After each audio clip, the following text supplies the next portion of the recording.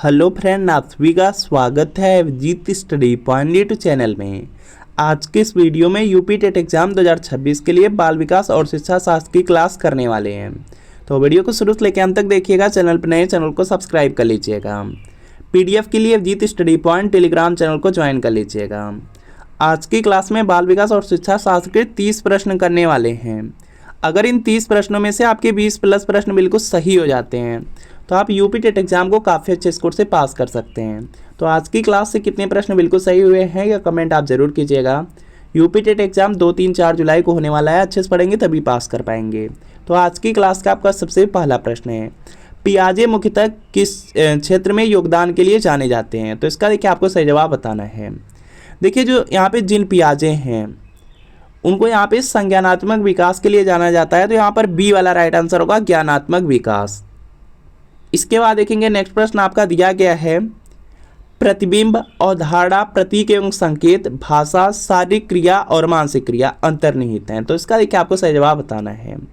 तो ये सब आपकी प्रेरक पेशी विकास के अंतर्गत आती हैं। तो यहाँ पे बी वाला राइट आंसर होगा। अगला है, एक शिक्षक अपने विद्यार्थियों की क्षमताओं को समझने का प्रयास कर रहा है, उसके इस उद्देश्य से निम्न में से कौन सा क्षेत्र संबंधित है? तो यहाँ पे इसका राइट आंसर होगा शैक्षिक मनोविज्ञान।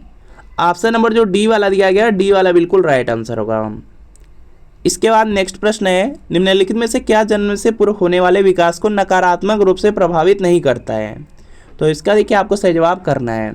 तो यहाँ पे इसका राइट आंसर होगा व्यायाम हो जाएगा। ऑप्शन नंबर यहाँ पे बी वाला राइट आंसर है। दिया गया निम्नलिखित में से क्या जन्म से पूर्व होने वाले विकास को नकारात्मक रूप से प्रभावित नहीं करता? तो व्यायाम प्रभावित नहीं करेगा।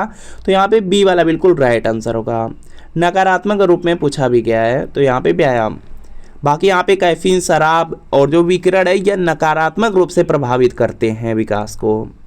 इसके बाद देखेंगे नेक्स्ट है कि शरीर के आकार में वृद्धि होती है क्योंकि? तो इसका देखिए आपको सही जवाब करना है।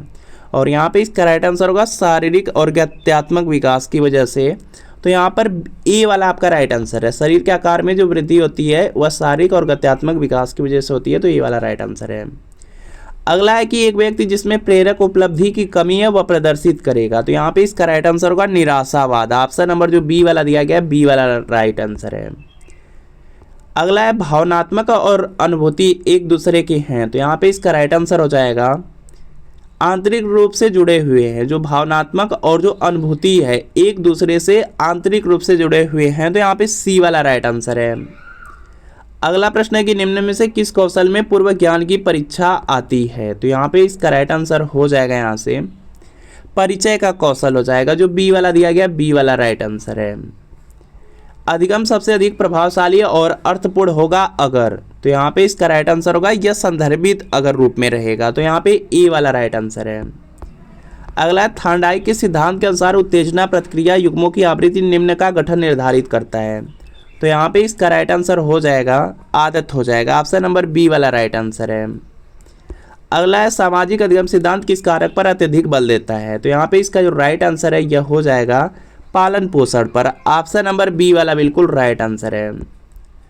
शिक्षक को कक्षा का वातावरण बनाने की कोशिश करना चाहिए। तो यहाँ पे इसका राइट आंसर हो जाएगा, देखिए जो शिक्षक होता है उसको कक्षा का वातावरण सहायता देने वाला, प्रजातांत्रिक और मित्रवत बनाना चाहिए। तो यहाँ पे उपरोक्त सभी वाला राइट आंसर होगा। तो डी वाला राइट आंसर है। संरचनावादी ढांचे में अधिगम प्राथमिक रूप से। तो यहाँ पे इसका राइट आंसर हो जाएगा अवबोधन की प्रक्रिया पर केंद्रित है। तो यहाँ पर बी वाला बिल्कुल राइट आंसर होगा। इसके बाद देखेंगे नेक्स्ट कि सामाजिक अधिगम आरंभ होता है। तो यहाँ पे इसका राइट आंसर हो जाएगा संपर्क से। ऑप्शन नंबर सी वाला बिल्कुल राइट आंसर है। अगला है व्यक्ति एक दूसरे से भिन्न क्यों होते हैं? तो यहाँ पे इसका राइट आंसर हो जाएगा वंशानुक्रम और जो वातावरण की अंतःक्रिया होती है उसी के कारण व्यक्ति एक दूसरे से भिन्न होते हैं। तो यहाँ पर सी वाला बिल्कुल राइट आंसर होगा। अगला है समावेशित विद्यालय योजना के संदर्भ में कौन सा कथन गलत है? तो यहाँ पे इसका राइट आंसर हो जाएगा यहाँ से, देखिए यहाँ पे समावेशित विद्यालय योजना के संदर्भ में कौन सा कथन गलत है? तो समावेशित विद्यालय योजना के अंतर्गत समानता की भावना का विकास होता है, धनात्मक आत्मसम्मान का विकास होता है और विशेष बालकों के नैतिक आचरण को उठाना रहता है। यह भी सही है। तो यहाँ पे दिया गया कौन गलत है? तो यहाँ पे सी वाला गलत है। सी वाला गलत हो जाएगा कि विशेष आवश्यकता वाले विद्यार्थियों में आत्महीनता की भावना का विकास होता है, तो ये गलत है, तो सी वाला राइट आंसर है। बच्चों में शब्द खोजने की समस्या का निदान होता है, तो यहाँ पे इसका राइट आंसर हो जाएगा, बच्चों में जो शब्द खोजने की समस्या का निदान होता है वह डिस्नोमिया है, तो यहाँ पे सी वाला राइट आंसर होगा, उसको डिस्नोमिया कहा जाता है। अगला है कि कौन सा परीक्षण बुद्धिमत्ता का संस्कृति मुक्त अवाचिक परीक्षण है, तो यहाँ पे इसका राइट आंसर होगा, यह स्टैंडर्ड प्रोग्रेसिव मैट्रिसेज है, तो यहाँ पे डी वाला राइट आंसर है। अगला है बालक के व्यक्तित्व की नींव किस अवस्था में पड़ती है, तो यहाँ पे इसका राइट आंसर होगा बचपना अवस्था में, ऑप्शन नंबर सी वाला राइट आंसर है। लिंग यहाँ पे दिया गया है और यहाँ पे दिया गया जबकि जेंडर है, तो यहाँ पे इसका राइट आंसर होगा, देखिए जो लिंग होता है वह जैविक है, जो जेंडर होता है वह सामाजिक संरचना है, तो यहाँ पर ए वाला आपका राइट आंसर है। विद्यार्थियों को विद्यालय में खेलना क्यों उचित है, तो यहाँ पे इसका राइट आंसर हो जाएगा, यह सहयोग और संतुलन का विकास करता है, जो खेल होता है वह सहयोग और संतुलन का विकास करता है, तो डी वाला राइट आंसर है। कौशल सीखने की पहली अवस्था है, तो यहाँ पे इसका राइट आंसर हो जाएगा अनुकरण, नकल हो जाएगा, डी वाला राइट आंसर है। कौशल सीखने की जो पहली अवस्था है वह अनुकरण होता है, तो डी वाला राइट आंसर है। क्रिया प्रसूत अनुकूलन सिद्धांत का प्रतिपादन किसने किया था, तो यहाँ पे इसका राइट आंसर होगा स्किनर ने किया था, और इन्होंने जो अपना प्रयोग है चूहों पर किया था, तो यहाँ पर आपका ऑप्शन नंबर बी वाला बिल्कुल राइट आंसर होगा। अगला प्रश्न आपके सामने की संज्ञानात्मक संप्राप्ति का न्यूनतम स्तर है, तो यहाँ पे इसका राइट आंसर हो जाएगा ज्ञान हो जाएगा, क्योंकि इसमें ज्ञान होता है, समझ होता है, अनुप्रयोग होता है, विश्लेषण होता है, संश्लेषण होता है और मूल्यांकन होता है, तो उसमें ज्ञान सबसे न्यूनतम में आ जाएगा, तो यहाँ पे ए वाला आपका राइट आंसर है। अगर यूपी टेट एग्जाम को पास करना चाहते हैं तो चक्षु पब्लिकेशन यूपी टेट एग्जाम के लिए प्राइमरी लेवल के लिए बहुत ही महत्वपूर्ण प्रैक्टिस सेट लेकर आया है, जिसमें आपके 2000 प्लस बहुविकल्पी प्रश्न रहेंगे, 15 प्रैक्टिस सेट रहेगा, 7 सॉल्व पेपर रहेगा। बुक का कवर पेज आप लोग देख सकते हैं, और इसमें विषय सूची यहाँ पर देख पाएंगे। विषय सूची में देखेंगे 10 साल का सॉल्व पेपर दिया गया है, 15 प्रैक्टिस सेट दिया गया है। सॉल्व पेपर और जो प्रैक्टिस सेट है इसको काफ़ी अच्छी तरीके से इसमें दिया गया है, और यहाँ पर आपको आंसर शीट मिल जाएगी, एक्सप्लेनेशन भी मिल जाएगा। और चक्षु पब्लिकेशन की जो बुक है इनको आप लोग ऑनलाइन और ऑफलाइन दोनों तरीके से परचेज कर सकते हैं। अगर ऑफलाइन परचेज करना है तो किसी बुक स्टोर से परचेज कर सकते हैं, अगर ऑनलाइन परचेज करना है तो वीडियो के नीचे डिस्क्रिप्शन बॉक्स में लिंक है, लिंक के माध्यम से इनको ऑर्डर कर पाएंगे। चक्षु पब्लिकेशन का यूपी टेट एग्जाम के लिए प्रैक्टिस सेट आता है, उसी के साथ साथ देखेंगे स्टडी गाइड बुक भी आती है, और स्टडी गाइड बुक को लेकर के अपनी जो तैयारी है उसको और भी अच्छी कर पाएंगे। इसके अलावा यहाँ पे सब्जेक्ट वाइज बुक भी यूपी टेट की आती है, तो इनको लेकर तैयारी अच्छी।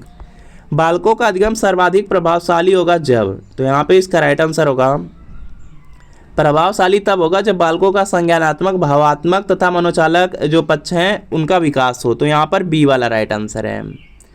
अगला प्रश्न है कि बुद्धि के द्विकारक सिद्धांत का प्रतिपादन किसने किया, तो यहाँ पे इसका राइट आंसर हो जाएगा स्पीयरमैन ने किया था। ऑप्शन नंबर जो बी वाला दिया गया है, बी वाला बिल्कुल राइट आंसर है।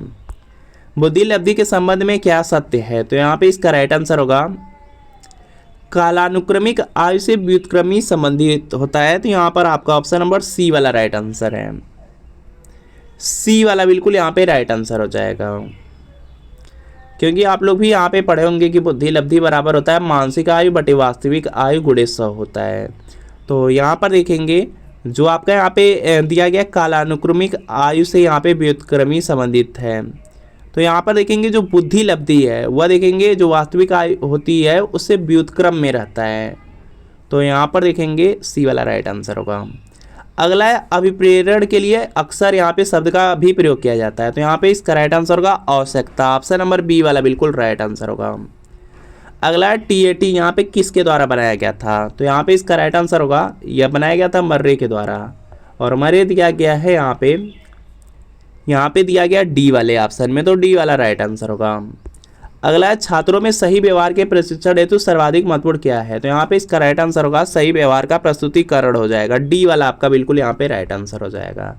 तो फ्रेंड आपको बताना है कि इन 30 प्रश्नों में कितने प्रश्न बिल्कुल सही हुए हैं, यह कमेंट आप जरूर कर दीजिएगा। तो मिलते हैं फ्रेंड नेक्स्ट वीडियो में।